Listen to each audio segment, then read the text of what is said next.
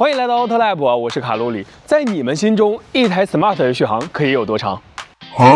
这是一台 Smart 精灵5号，它不仅仅是 Smart 历史上最大的车型，也是 Smart 续航最长的车型。而且呢，这是一台 Smart 精灵5号的 EHD 版本 ，CLTC 的这个综合续航呢，有着1615公里，纯电续航也有着252公里。所以今天我们就从上海开到北京，看看这台车究竟可以跑多少公里。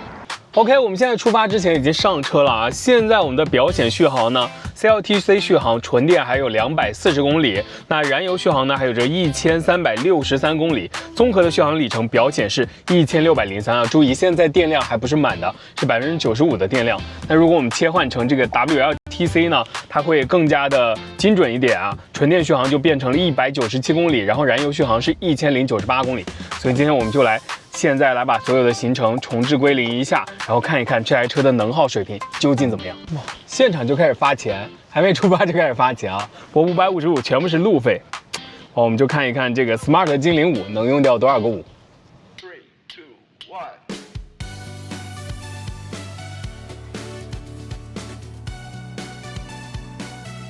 OK， 我们已经正式的驶上高速了。那其实我个人觉得啊，把一台车从上海开到北京并不是很难，但是如果给你加一个条件，就是中途不允许你补能，你觉得有没有难度？那其实这一台 Smart 精灵5号的 EHD 版本啊，这台车我们从出发之初就给这台车贴上了2个封条，那一个呢贴在了油箱盖上，另外一个呢贴在充电口上。没错啊，这台车将会在一路上不做任何的补能，就靠一箱油一箱电，直奔北京。那并且呢，有人会说了啊，那其实从上海到北京不过1200-300公里的里程吧。那作为一台 CLTC 1615公里的这个混动车，不是应该轻轻松松就跑到吗？那这个时候再给你加点条件，例如说我们需要去扬州，尝一尝狮子头，尝一尝扬州炒饭。再去山东的沂蒙山的大山里面呢，住一晚上山景酒店，顺便还要跑一些国道的道路。你觉得这个时候难度有没有增加？觉得挑战增加的扣1，觉得没有增加的扣2。好了，我们现在已经到了我们的第一站啊，就是扬州。那经过一上午的高速行驶呢，我们现在给大家汇报一下我们上午的战况。一共行驶了242.5公里，然后花了3个小时40分钟，我们的平均能耗相当的惊人啊！100公里的平均油耗是3升，100公里的平均电耗是6.4升，这个水平。我觉得这个虽然说一开始出发的时候我们开了智能电混，它前面是在用电那个能耗呢有着15、16、7的样子，我当时是有一点点担心的，但是我越跑我越放心。而且你要知道，我们最开始出发的时候呢，我们的预估的这个表显续航有着1603公里，而现在呢表显续航已经掉了172公里，现在是1431公里，但实际上我们跑了240多公里啊，也就是说意味着我们只掉了170公里的续航，但实际跑了240公里，这个比例真的让我有点难以置信。那我们看看接下来用过午餐之后，下午它还有什么表现吧。在细细品尝过扬州炒饭和狮子头过后，我们继续踏上了续航之旅。不过伴随着一下午的驾驶，人还是会略显疲态。此时驾驶辅助系统就登场了，哪怕是只开启增强版的车道居中辅助，旅途也会轻松不少。另外值得一提的是 ，Smart 精灵5号上面的森海塞尔音响效果真的很不错。那万万没有想到我们从山东高速下来之后距离酒店居然还有半个小时的车程，而且这半个小时全部都是山路，也就意味着我们要开这一台 Smart 精灵5号的 EHD 混动版本来跑山，开着一台 SUV 跑山。虽然这台车底盘的确我觉得还是挺有运动感的，那这呢也将对能耗进行了一个新一轮的挑战啊。那终于我们到达了晚上休息的酒店就在临沂。那今天也算旅程过半了。那其实，在今天下午的这个后半程我们就已经进入了馈电油耗的这种测试的状态了。但是看到没，这里写着馈电油耗 CLTC 4.4升每100公里，而我们今天的水平还不到4.4升100公里仅仅3.7升的油耗电耗呢4.9，这是截止目前为止行程过半的状态。那剩余的过程我们就交给明天再来见证。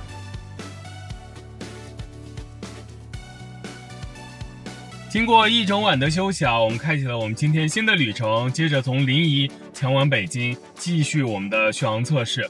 那其实，在昨天的高速续航测试结束之后呢，迎接了我们的是一段这个跑山之旅啊，让我印象非常深刻。因为我觉得这一台精灵5号这个它的 EHD 版本的底盘素质还是不错的。首先，在高速上呢，你觉得它的稳定性非常好，那无论是超车啊还是变道啊，都是这种游刃有余的感觉。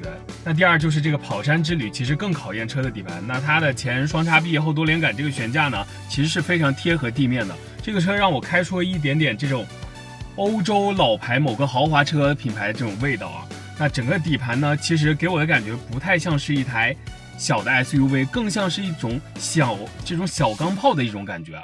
这种感觉怎么来形容呢？因为我个人对于 SUV 是非常敏感的，我觉得 SUV 的这个坐姿高了之后啊，整个人的重心转移会比较明显一点，所以这也是我日常我觉得我更喜欢开一些轿跑或者跑车的原因。但是这一台车开起来感觉，我觉得是有小钢炮那种支撑性的，并且它在保留了很好的支撑性的同时，在实用性以及这种支撑性上做到一个兼顾。我觉得这台车反正从这个底盘的悬架的调教来说，我觉得是非常符合我个人的胃口的。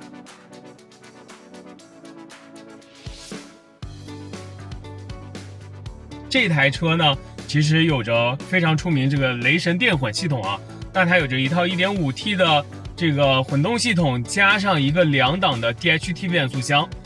DHT 变速箱，没错啊。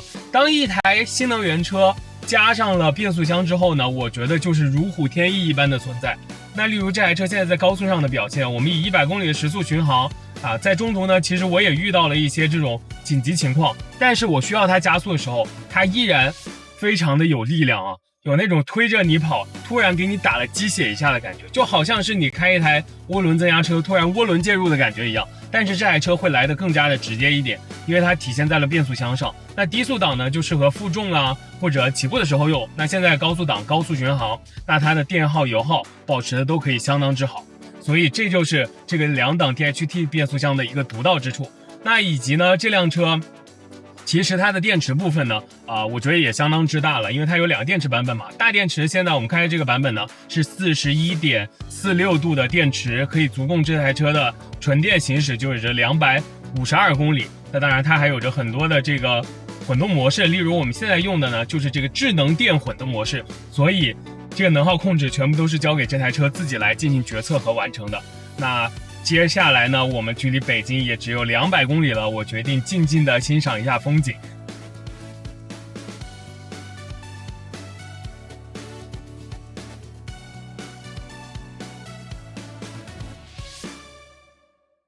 兄弟们，我终于到了！我现在已经到了北京望京这一台 Smart 店了啊。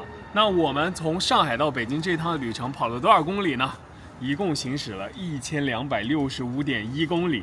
那我们的平均能耗是多少？这是一个最终结果，100公里4.7升的油耗，加上100公里1.7度的电耗，终于最终的结果就是这样了。你们觉得这个能耗水平怎么样？我个人觉得还算是非常非常之低了。那并且不止于此啊，看到没有，我还剩了63公里的纯电续航。那以及我们这台车的油箱里面，其实在油表归零之后，它还存有3到4升的油量，那也足够这台车行驶近100公里。那我们1265再加上63公里的纯电里程，再加上近100公里的这个存油的里程啊，这台 Smart 精灵5号的 EHD 版本，让它的综合续航突破1400公里的实际行驶里程也不是没有可能。所以你们觉得啊， Smart 精灵5号 EHD 超级电混交出这份答卷怎么样呢？